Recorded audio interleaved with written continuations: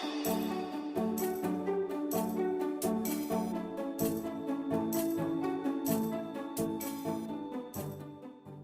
Students, मैं मनदीप सिंह आपका स्वागत करता हूं आपके चैनल गैरस पे। और आज हम पढ़ेंगे रियल नंबर्स।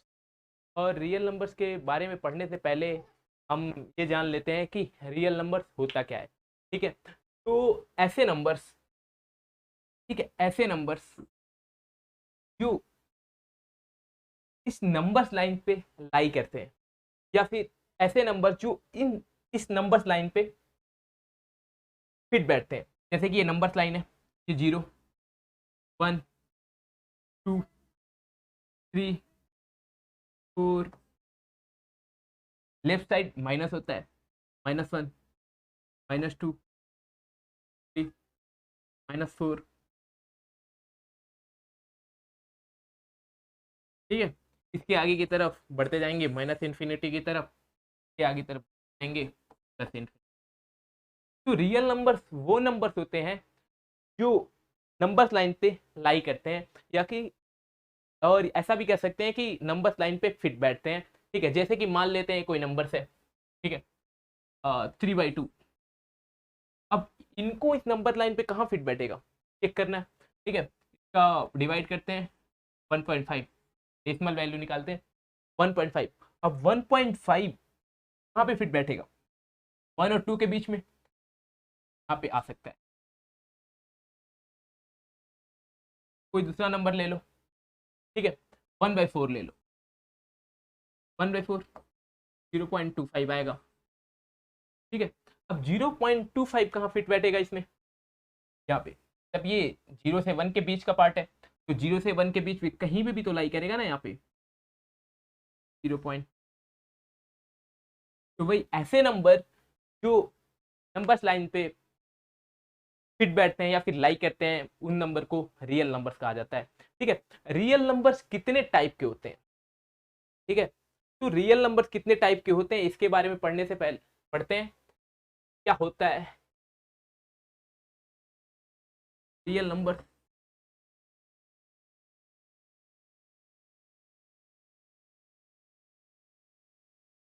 रियल नंबर दो टाइप के होते हैं। पहला होता है रेशनल नंबर,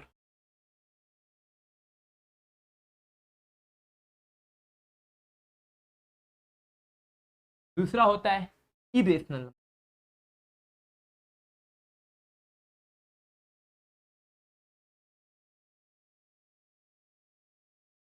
अब जानते हैं रेशनल नंबर क्या होते हैं, इरेशनल नंबर क्या होते हैं। रेशनल नंबर क्या होते हैं? रेशनल नंबर वो नंबर होते हैं जो p/q के फॉर्म में पाए जाते हैं। ठीक है, तो p/q, इसकी एक कंडीशन भी है।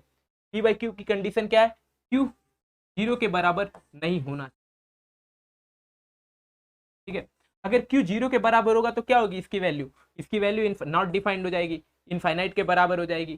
ठीक है, तो ये कंडीशन होती है q की वैल्यू 0 के बराबर नहीं होनी चाहिए। ठीक है, अब हम देखते हैं ऐसे ही कोई भी नंबर ले लो, 2/3, ये p/q के फॉर्म में है। 4/5 p/q के फॉर्म में है। 6/7 p/q के फॉर्म में। ठीक है, इससे p/q का आ गया। अब हम ये सोचते हैं कि इंटीजर नंबर, ठीक है, जो इंटीजर नंबर होते हैं क्या वो रियल नंबर हैं या फिर रेशनल नंबर हैं? ठीक है, अब इंटीजर देखो, इंटीजर क्या है?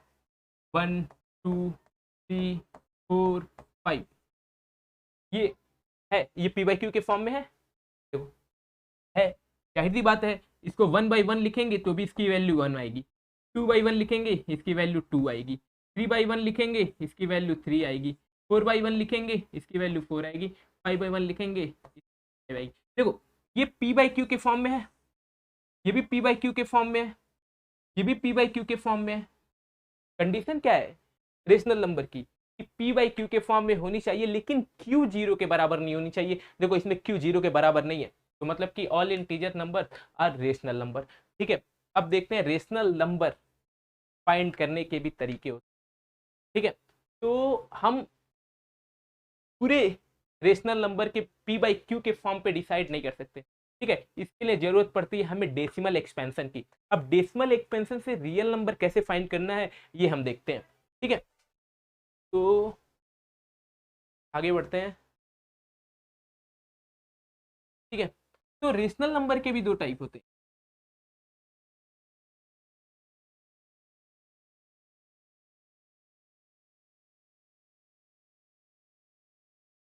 ठीक है?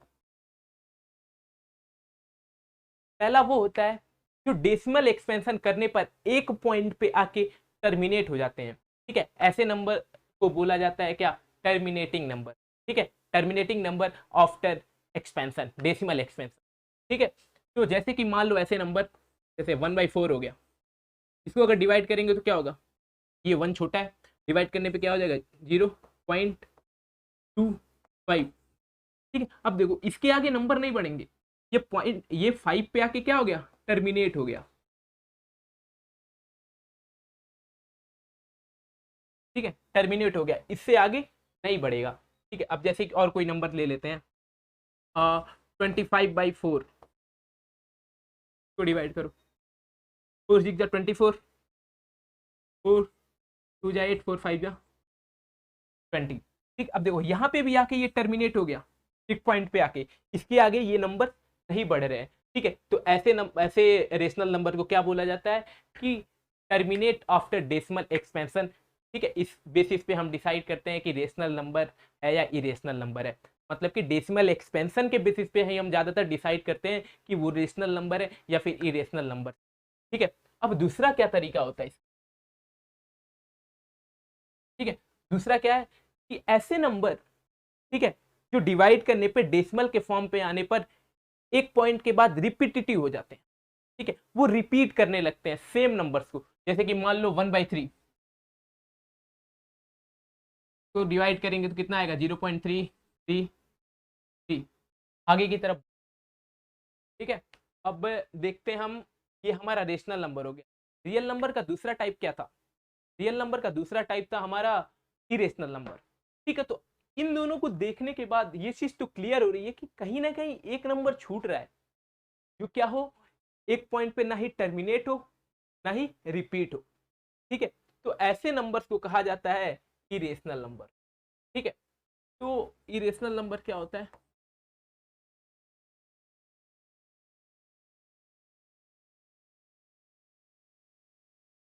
ठीक है, तो ये क्या होते हैं, ना ही either terminate or repetitive।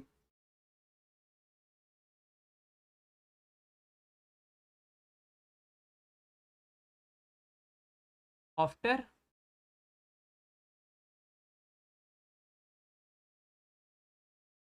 Decimal expense.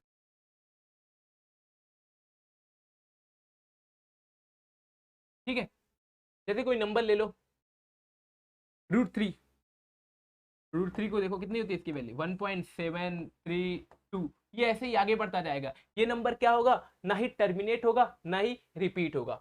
√2 की वैल्यू देख लो, 1.414 डॉट डॉट डॉट, ये आगे बढ़ता जाएगा, ये भी नंबर ना ही रिपीट हो रहा है ना ही टर्मिनेट हो रहा है एक पॉइंट पे। ठीक है, अब देखते हैं दूसरा। अब देखो 22/7, तो ये देखने से तो लग रहा है ये p/q का फॉर्म है।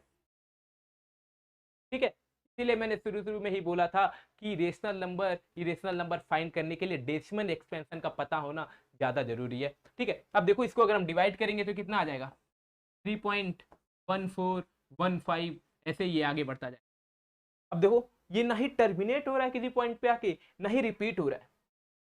ठीक है, तो ऐसे नंबर्स क्या कहलाते हैं, इरेशनल नंबर। ठीक है, और 22/7 आपको पता है ये पाई की वैल्यू।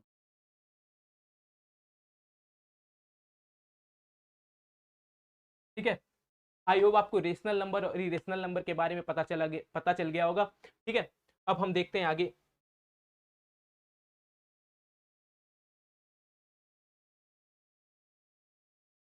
वो सारे नंबर्स जो रियल नंबर्स में काउंट किए जाते हैं। ठीक है, जैसे कि पहला ले लो तो natural number.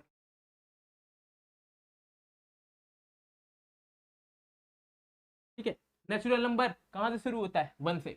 1 2 3 4 5 6 7 dot dot dot. ठीक है, ऐसे ही आगे बढ़ता चला जाए। दूसरा क्या है? Whole number.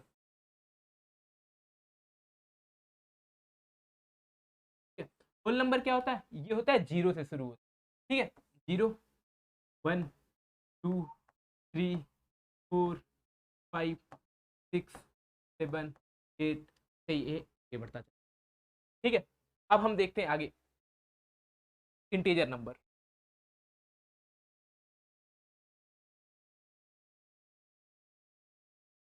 इंटीजर नंबर क्या होता है? तो इंटीजर नंबर होते हैं वो पॉजिटिव और निगेटिव दोनों फॉर्म में पाए जाते हैं। ठीक है, जैसे कि हो गया -1 -2 -3 -4, चाहे 1 हो गया, 2 हो गया, 3 हो गया, 4 हो गया, 5 हो गया। ठीक है, तो ये पॉजिटिव और निगेटिव दोनों फॉर्म में पाए जाते हैं इंटीजर नंबर। ठीक है, तो ऐसे नंबर जो पॉजिटिव और निगेटिव दोनों फॉर्म में पाए जाते हैं उस नंबर को इंटीजर नंबर बोलता है। ठीक है, और अब देखते हैं आगे प्राइम नंबर।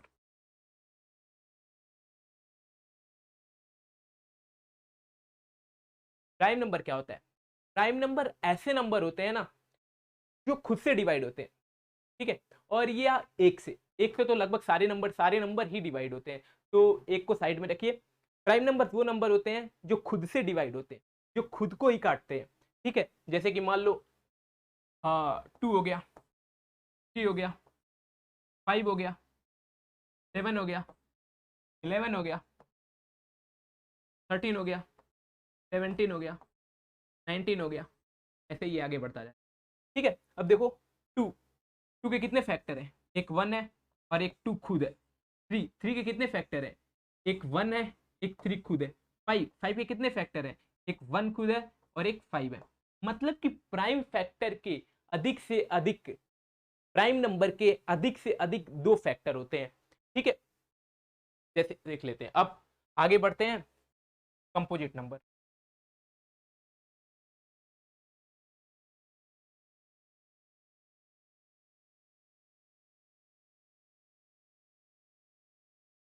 कंपोजिट नंबर लगभग प्राइम नंबर के अपोजिट होता है।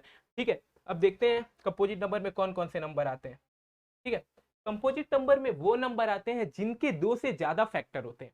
ठीक है, और ये कई नंबरों से डिवाइड हो सकते हैं, जैसे कि अब मान लेते हैं 4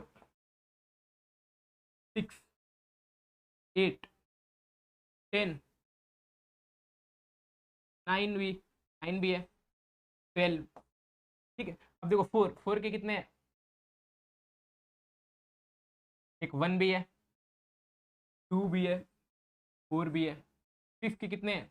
एक 6 है, एक 3 है, एक 2 है और एक 1 है। ऐसे ही 12 के देख लो, 12 के कितने हैं?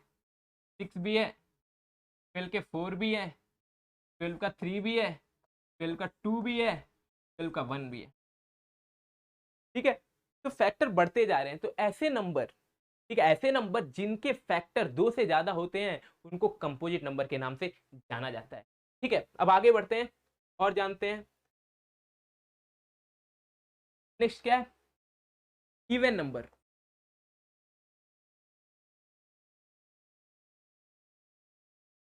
इन इवन नंबर क्या होते हैं? इवन नंबर वो नंबर होते हैं जो इक्वली ग्रुप में डिवाइड किया जा सके। ठीक है, जैसे 2 है, 4 है, 6 है, 8 है। अब देखो, 2 को 2 ग्रुप में डिवाइड किया जा सकता है। ठीक है, एक इसको दे सकते हैं, एक इसको दे सकते हैं। 4 को भी 2 ग्रुप में डिवाइड किया जा सकता है, तो 2 इसको दे सकते हैं। 8 है, 8 को भी 2 ग्रुप में डिवाइड किया जा सकता है, 4 इसको दे सकते हैं, 4 इसको दे सकते हैं। तो ऐसे नंबर जिनको इक्वली 2 ग्रुप में डिवाइड किया जा सके, ठीक है, ऐसे नंबर को बोलते हैं इवन नंबर। ठीक है, अब आगे बढ़ते हैं। बचा क्या? Odd number.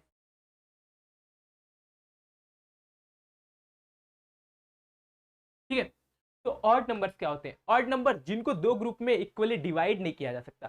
ठीक है, ऐसे नंबर जैसे हो गया 1 हो गया, 3 हो गया, 5 हो गया, 7 हो गया, 9 हो गया, 11। अब देखो 1 को हम दो ग्रुप में डिवाइड नहीं कर सकते, या तो एक 1 इसको जाएगा या तो इसको जाएगा, ये खाली रहेगा, या फिर 3 को भी इसको इक्वली डिवाइड नहीं कर सकते, 2 इसमें जाएगा 1 इसमें जाएगा, 5 को भी इक्वली डिवाइड नहीं कर सकते, ठीक है, 3 इसमें जाएगा इसमें जाएगा, मतलब इक्वल नहीं है। तो ऐसे नंबर जिनको इक्वली डिवाइड नहीं किया जा सकता दो ग्रुप में, उन नंबर को बोला जाता है ऑड नंबर, ठीक है।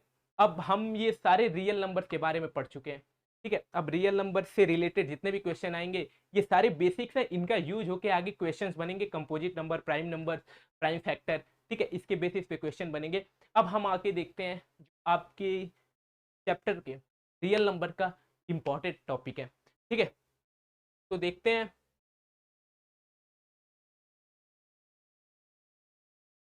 तो यूक्लिड डिवीजन लेमा, ठीक है, यूक्लिड डिवीजन लेमा, ठीक है। अब यूक्लिड डिवीजन लेमा के बारे में पढ़ने से पहले हमें लेमा के बारे में जान लेना जरूरी, ठीक है। लेमा क्या होता है? लेमा क्या है कि एक प्रूव, लेमा में क्या होता है, एक प्रूवन स्टेटमेंट दिया होता है, ठीक है। उस स्टेटमेंट के द्वारा हमें कोई दूसरा स्टेटमेंट प्रूव करना होता है। वही लिखा हुआ है कि a lemma is a proven statement used for proving another statement, मतलब कि हमारे पास एक प्रूवन स्टेटमेंट है, उसका यूज करके हमें दूसरा स्टेटमेंट प्रूव करना होता है, ठीक है, उसी को लेमा बोलते हैं। अब हम पढ़ते हैं यूक्लिड डिवीजन लेमा, ठीक है। आपको डिवाइड करना तो आता होगा, ठीक है, तो डिवाइड करना आता होगा, तो डिवाइड करने के बेसिस पे है। अब जैसे कि मान लो कोई नंबर है 4 है, ये 21 है, ठीक है। 21 को 4 से डिवाइड करना है, ठीक है। ये 5 टाइम्स में गया, ये 20 हो गया, ये बचा 1, ठीक है। इसको क्या बोलेंगे हम? डिवाइजर।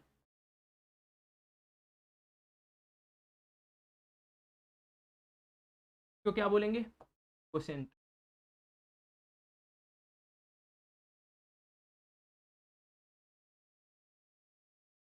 तो क्या बोलेंगे?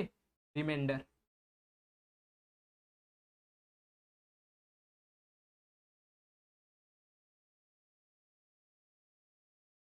और ये क्या कहलाएगा? डिविडेंड।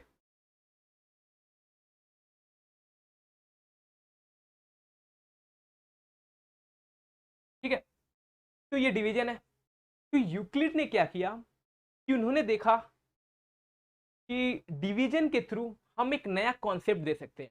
तो उन्होंने क्या किया, इन 3 नंबरों का यूज करके, मतलब कि डिवाइजर, कोसेंट, रिमाइंडर का यूज करके डिविडेंड को फाइंड किया।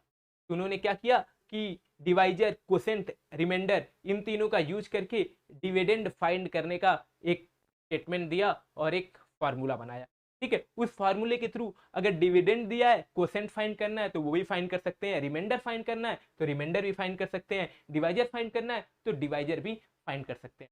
तो यूक्लिड डिवीजन लेमा में यूक्लिड ने यही कहा कि इन तीनों चीजों का यूज करके हम एक नया स्टेटमेंट और एक नया फंडा दे सकते हैं, जिसके थ्रू न्यूमेरिकल और भी आसान हो जाए, कॉन्सेप्ट और भी आसान हो जाए। तो उन्होंने क्या कहा, if we have two positive integers, मतलब कि अगर हमारे पास दो पॉजिटिव इंटीजर्स हैं ए एंड बी, ठीक है, देखो ए एंड बी दो पॉजिटिव इंटीजर्स हैं उनके पास, ठीक है, और उनके पास एक होल नंबर है, ठीक है, होल नंबर क्यू और आर के फॉर्म में है, ठीक है, क्यू और आर के फॉर्म में, ठीक है। तो उन्हें कहा कि एक इक्वेशन बनाया, ए इज इक्वल टू, ये वाला इक्वेशन,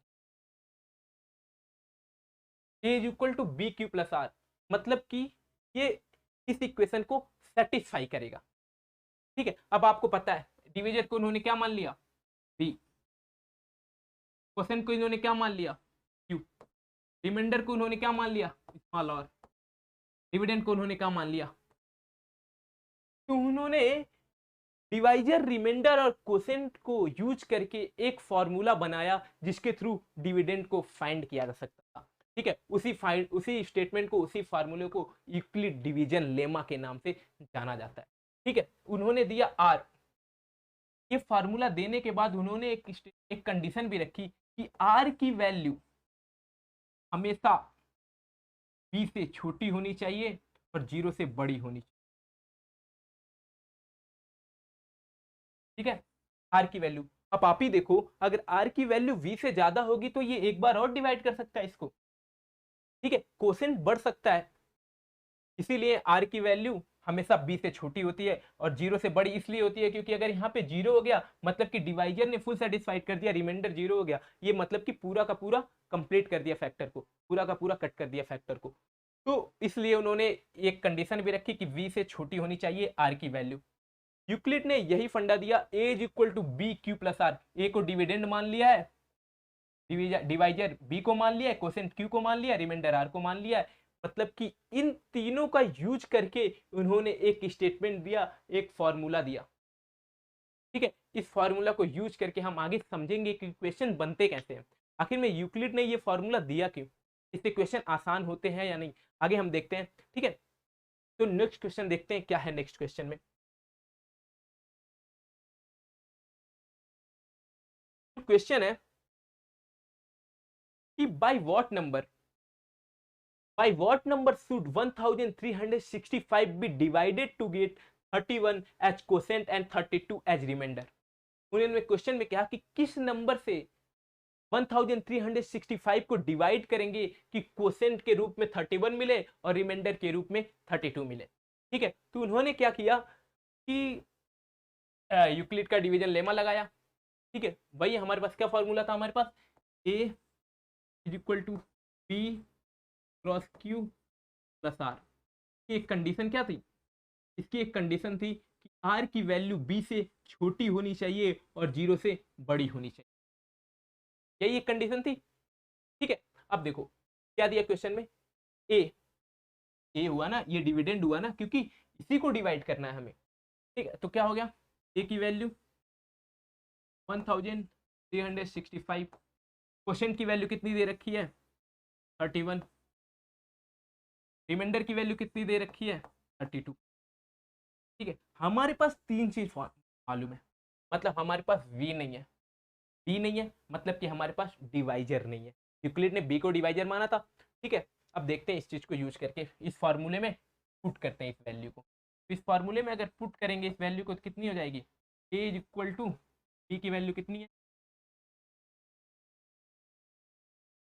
10 आर, ए की वैल्यू कितनी है 1365, बी की वैल्यू हमें गिवन नहीं है, बी की वैल्यू हमें गिवन नहीं है, और क्यू की वैल्यू कितनी दे रखी है 31, आर की वैल्यू कितनी दे रखी है 32, ठीक है। अब 32 को इधर ट्रांसफर करेंगे तो कितना हो जाएगा 1365 माइनस 32 इज इक्वल टू 31, अब इसमें से माइनस करेंगे कितना हो जाएगा 1333, ठीक है।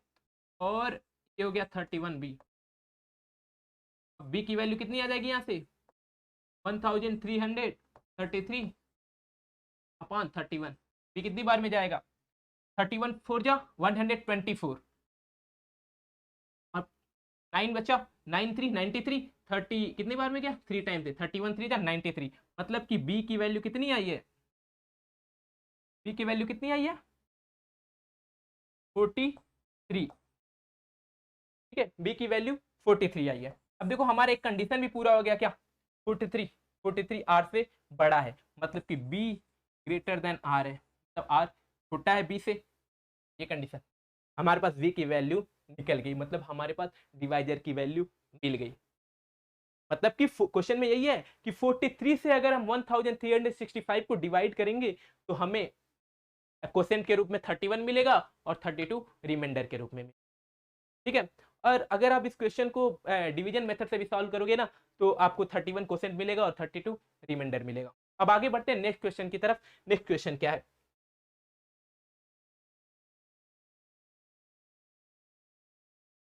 ये क्वेश्चन देखते हैं। ये क्वेश्चन बहुत ही इंपॉर्टेंट क्वेश्चन है, ठीक है। इस क्वेश्चन का बोर्ड एग्जाम में लगभग चांसेस लगभग ज्यादा ही होते हैं आने के। ये क्वेश्चन देखते हैं, क्वेश्चन क्या कहना चाह रहा है। कह रहा है कि so that any positive odd integer, क्या बोल रहा है, any positive odd integer is of the form 6q plus 1 or 6q plus 3 or 6q plus 5 where q is some integer।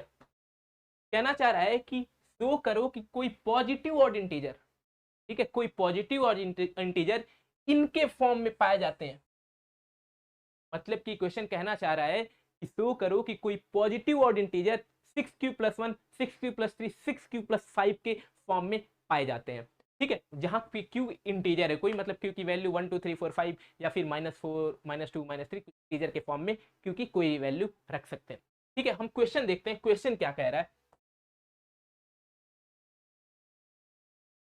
ठीक है, अब देखते हैं, हमने यूक्लिड डिवीजन लेमा में उसका स्टेटमेंट क्या पढ़ा था, a is equal to B Q plus r, और आर की वैल्यू हमेशा बी से छोटी होनी चाहिए, यही था हमारा।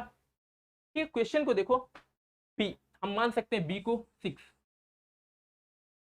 अब बी ये लेट होता है, ठीक है, ये मानते हैं हम अपने हिसाब से, लेकिन इसको क्वेश्चन के बेसिस पे मानते हैं।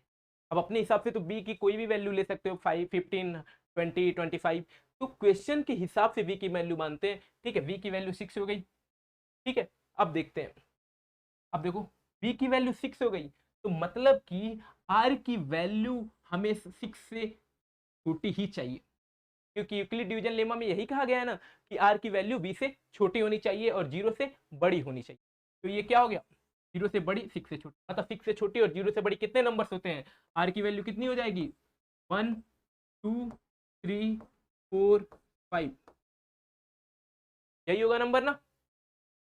ठीक है, अब पुट करके देखते हैं यूक्लिड डिवीजन लेमा के फॉर्मूले में, स्टेटमेंट में प्रूफ कर रख के देखते हैं कि क्या वैल्यू आती है। ठीक है, अब देखो यहाँ पे रख के देखते हैं, ए बी की वैल्यू 6 है, क्यू आर की वैल्यू 0 से बड़ी और 6 से छोटी 1, कितने नंबर आएंगे यहाँ पे, 5 तक जाएगा ना, 2 3 4 5, 5 तक जाएगा। और इस बी की वैल्यू तो सेम है, 6q 6q 6q। ठीक है, मतलब हमारे पास ए के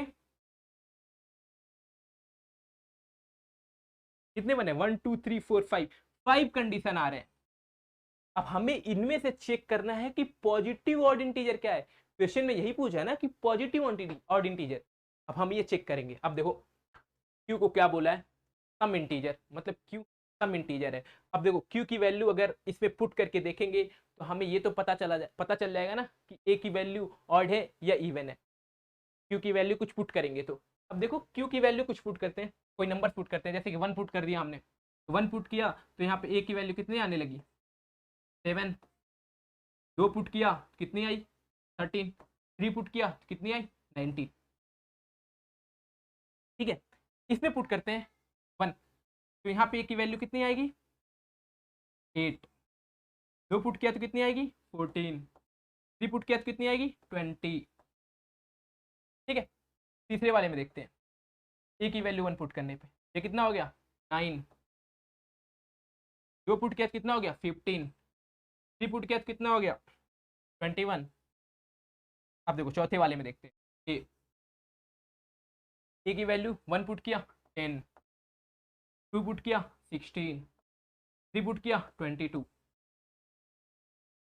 पांचवें वाले में पुट कर ए, पुट करो एक, कितनी वैल्यू आ जाएगी, 1 11, 2 पुट किया कितनी हो गई, 17, 3 पुट किया कितनी हो गई, 23। अब देखो इसमें ए की वैल्यू कौन सी पॉजिटिव ऑड इंटीजर में आ रही है। ठीक है, अब देखोगे यहाँ पे ये है, ये बन रहा है पॉजिटिव ऑड इंटीजर, एक ये बन रहा है positive odd integer odd number, एक ये बन रहा है पॉजिटिव ऑड इंटीजर, बाकी ये इवन है, ये कैंसिल हो गया। हमारे पास कौन सा बचा, एक बचा हमारे पास A is equal to 6q+1, दूसरा हमारे पास क्या बचा, ए इज इक्वल टू 6q+3, तीसरा हमारे पास क्या बचा, ए इज इक्वल टू 6q+5। मतलब कि हमने प्रूफ कर दिया यूक्लिड डिवीजन लेमा से कि ये पॉजिटिव ऑड इंटीजर को रिप्रेजेंट करता है, यही प्रूफ किया ना हमने, यही है लेमा में, यही कहा गया है कि एक प्रूवन स्टेटमेंट से प्रूफ करना है किसी दूसरे स्टेटमेंट को। तो हमने क्या किया, एक प्रूवन स्टेटमेंट से हमने प्रूफ कर दिया ये दूसरा स्टेटमेंट क्या, 6q+1 6q+3 6q+5 positive odd integer है। ठीक है, समझ में आ गया होगा, कोई डाउट होगा तो कमेंट सेक्शन में आप पूछ लीजिएगा। ठीक है, अब देखते हैं नेक्स्ट टॉपिक क्या है।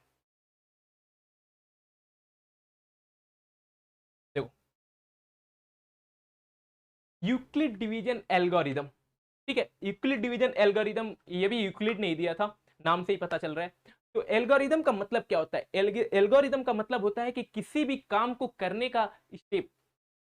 ठीक है, जैसे कि आप चाय बनाने जाते हो तो उसको बनाने के लिए एक स्टेप की जरूरत। ठीक है, तो एल्गोरिदम का मतलब होता है कि स्टेप, किसी भी काम को करने का स्टेप। ठीक है, अब देखते हैं इसमें क्या होता है कि यूक्लिड डिवीजन एल्गोरिदम में फाइंड क्या करते हैं? हाईएस्ट कॉमन फैक्टर ही। ठीक है, हाईएस्ट कॉमन फैक्टर मतलब एचसीएफ। यूक्लिड डिवीजन एल्गोरिदम में हाईएस्ट कॉमन फैक्टर को ही फाइंड करते हैं। ठीक है, यूक्लिड ने भी कहा it's a technique to compute the highest common factor.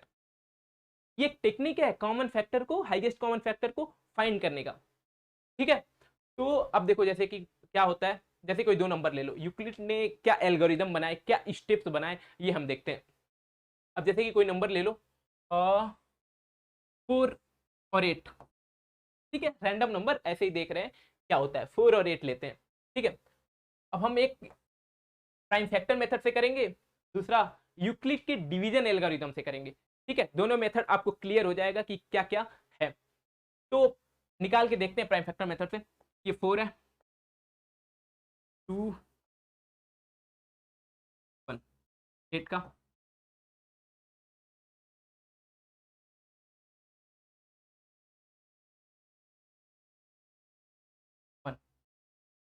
ठीक है, ये नंबर हो गया।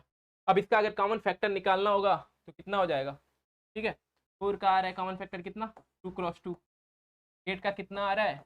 क्रॉस क्रॉस, मतलब कि हमारे पास कॉमन फैक्टर कितना आ रहा है? एचसीएफ। सीएफ कितना आ रहा है? दो कॉमन, यहाँ पे दो कॉमन, 2 × 2। हमारे पास एचसीएफ कितना आ रहा है? 4। ठीक है, एचसीएफ कितना आ रहा है?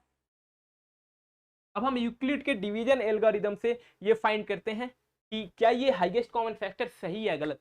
ठीक है, चेक करते हैं यूक्लिड ने क्या बताया था डिवीजन एल्गोरिदम में। ठीक है, जैसे कि 4 है, 8 है। ठीक है, 8 बड़ा है तो 8 को डिविडेंड मान लेते हैं। ठीक है, देखो नाम में ये डिवीजन एल्गोरिदम, मतलब कि डिवीजन के बेसिस पे, डिवीजन के कॉन्सेप्ट में ही हमें एचसीएफ फाइंड करना होगा। ठीक है, तो इसको डिवाइड करते हैं 4 से। 8 को डिविडेंड लिया ना, क्योंकि 8 बड़ा है। देखो ये कितनी बार 2 टाइम्स में चला गया 8, ये 0। देखो यहाँ पे 4 आ रहा है। तो यूक्लिड के डिवीजन एल्गोरिदम से कैसे फाइंड करते हैं कि ऐसा डिवाइजर, ठीक है, जिससे डिवाइड करने पे रिमाइंडर 0 हो जाए। ठीक है, तो उस डिवाइजर को बोला जाता है एचसीएफ, मतलब कि ये क्या है हमारा? एचसीएफ। ऐसे ही ये आगे बढ़ता जाएगा, आगे बढ़ता जाएगा। अभी मैं नेक्स्ट क्वेश्चन बताऊंगा तो सारे कॉन्सेप्ट क्लियर हो जाएंगे। एचसीएफ ऐसे ही आगे बढ़ता जाएगा ये। ठीक है, अगर ये यहां पे नहीं मिलता तो आगे मिलता, जिस पॉइंट पे 0 होता रिमाइंडर, वही डिवाइजर हमारा क्या कहलाता? एचसीएफ। ठीक है, अब हम देखते हैं नेक्स्ट क्वेश्चन, इसके बेसिस पे एग्जांपल सॉल्व करते हैं। क्या है पहला क्वेश्चन? क्या है? यूक्लिड डिवीजन एल्गोरिदम से ही हमें फाइंड करना है, क्वेश्चन में दिया हुआ है एचसीएफ फाइंड करना, हाईएस्ट कॉमन फैक्टर। तो हम दोनों मेथड से सॉल्व करेंगे, एक प्राइम फैक्टराइजेशन से भी, एक यूक्लिड के डिवीजन एल्गोरिदम से भी।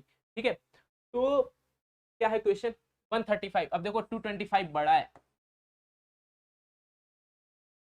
ठीक है, तो पहले हम यूक्लिड के डिवीजन एल्गोरिदम से सॉल्व कर रहे हैं। ठीक है, अब देखो तो 135 डिवाइड कर दिया 25, कितने टाइम्स में चला गया? क्या हो गया? 12 - 3, 90 आ गया।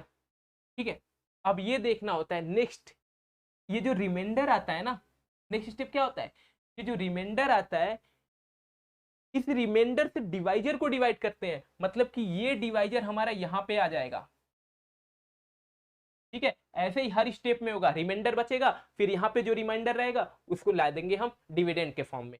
तो कितनी बार में जाएगा? 1 टाइम्स में। ये हो गया 90, हमारा हो गया 90। कितना हो गया ये हमारा हो गया 5, ये हमारा कितना हो गया 4। ठीक है, अब देखो ये रिमाइंडर है लेकिन हमारा डिवाइजर क्या है? 90। तो इसको हम बना देंगे डिविडेंड। 3 टाइम्स में चला गया, अच्छा 9। देखो इस डिवाइजर पे हमारा रिमाइंडर क्या है, 0। इस डिवाइजर पे हमारा रिमाइंडर क्या है, 0। मैंने बोला था यूक्लिड डिवीजन एल्गोरिथम में ऐसा डिवाइजर जिस पे रिमाइंडर 0 हो जाए उसको क्या बोलेंगे, एचसीएफ, हाईएस्ट कॉमन फैक्टर। तो मतलब कि हमारा इसमें एचसीएफ क्या आया, 45। ठीक है, अब आगे इसको हम प्राइम फैक्टराइजेशन मेथड सॉल्व करके देखते हैं क्या हमारा एचसीएफ सही है या नहीं, चेक कर लेते हैं। क्वेश्चन क्या है, 135, 135, ये 5 से जाएगा, कितना हो गया, 5 2 जा 10, 7 जा 35, 3 3, ठीक है, 25 को इसे 3 से कट चला जाएगा, 3 7 जा 21, 5 3 5 5, ठीक है। इसको ये तो ऊपर भी कर सकते हो, 3 से भी कर सकते हो इसको पहले फैक्टराइजेशन, फिर 5 से भी कर सकते हो, कोई दिक्कत नहीं है, सेमी फैक्टराइजेशन आता है। तो ठीक है, अब देखते हैं 135 फैक्टर क्या है, 5 3 3 3। 225 का फैक्टर क्या है, 25 का फैक्टर क्या है, 3 3 5 5। अब देखो कॉमन क्या क्या मिल रहा है इसमें, कॉमन क्या मिल रहा है, एक 3 एक 3 दो 3 मिला, ये निकाल लेते हैं। पहला कितना है, एक 3 है, दूसरा 3, और देखो एक 5 है,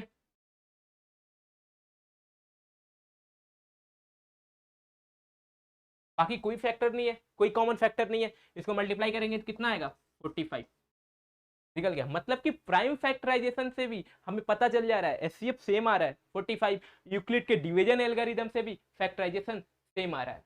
ठीक है, अब हम देखते हैं नेक्स्ट क्वेश्चन देखते हैं, उससे भी क्लियर हो जाएगा कि क्या है कॉन्सेप्ट। ठीक है, ये क्वेश्चन आपके लिए होमवर्क है, ये क्वेश्चन आपके लिए होमवर्क है, तो लगा कि आप इसका आंसर कमेंट सेक्शन में बताइएगा। ठीक है, मैं सीबीएसई के प्रीवियस ईयर के क्वेश्चन के बेसिस पे एक यूक्लिड डिवीजन एल्गोरिथम का क्वेश्चन बताता हूँ। ठीक है, जैसे कि कोई नंबर है 612 और 1340, ठीक है, दो नंबर है, इनका हमें हाईएस्ट कॉमन फैक्टर निकालना है। ठीक है, अब देखो यूक्लिड डिवीजन एल्गोरिथम के बेसिस पे, तो अब हम चेक करते हैं डिवाइड करके, ये बड़ा है तो हमारे ये डिविडेंड बनेगा, ये छोटा है तो हमारा डिवाइजर बनेगा। ठीक है, डिवाइड करते हैं, 1314, ये कितने टाइम्स जाएगा, 2 टाइम्स में कितना बचा, 1224, या कितना आ जाएगा, 440, 11 माइनस 2 9, ये कितना हो जाएगा, 0 हो जाएगा। ये देखो 90 है, जो रिमाइंडर होता है उसको क्या बना देते हैं, डिवाइजर। ठीक है, और हमारा जो डिवाइजर होता है ऊपर वाला उसको हम ले आ देते हैं डिविडेंड की जगह पे। ठीक है, तो डिविडेंड की जगह क्या आ जाएगा, 612। ठीक है, कितने टाइम्स में जाएगा ये, 9 6 जा 54, 9 7 जा 63।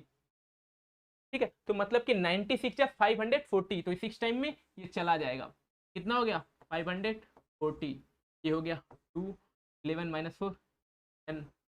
ठीक है, ये 0 आ गया। अब हम बचा क्या, फिर हमारे पास ये रिमाइंडर डिवाइजर बच जाएगा और 90 आ जाएगा डिविडेंड की जगह। ठीक है, एक टाइम 1 टाइम्स में जाएगा, फिर हमारा क्या बचा 52। ठीक है, क्या हो गया हमारा, माइनस होके 80, 18 हो गया। अब ये क्या होगा, फिर डिविडेंड की जगह पे आ जाएगा और रिमाइंडर क्या बन जाएगा, डिवाइजर। ठीक है, ये हो गया 72, और ये 4 टाइम्स में चला जाएगा, ये हो गया हमारा 72। मतलब कि हमारा डिवाइजर 18 जब डिवाइजर है तो हमारा रिमाइंडर 0 हो जाता है, और जबकि यूक्लिड डिवीजन एल्गोरिथम में यही बताया गया था कि ऐसा डिवाइजर जिसपे रिमाइंडर 0 हो जाए वही डिवाइजर क्या कहलाता है, H F, highest common factor. इसको आप प्राइम फैक्टराइजेशन मेथड से भी लगाएंगे ना तो सेम आंसर आएगा। ठीक है, और ये क्वेश्चन पूछा गया था ना सीबीएसई बोर्ड के 2019 में। ठीक है, तो ये हमारा खत्म होता है यूक्लिड का डिवीजन लेमा मेथड और यूक्लिड का डिवीजन एल्गोरिदम मेथड। ठीक है, आशा करता हूँ कि आपको ये लेक्चर पसंद आया होगा, और हमारे चैनल से जुड़े रहने के लिए चैनल को सब्सक्राइब करिए, वीडियो को लाइक कीजिए और ज़्यादा से ज़्यादा शेयर करिए। तब तक मिलेंगे हम नेक्स्ट लेक्चर में।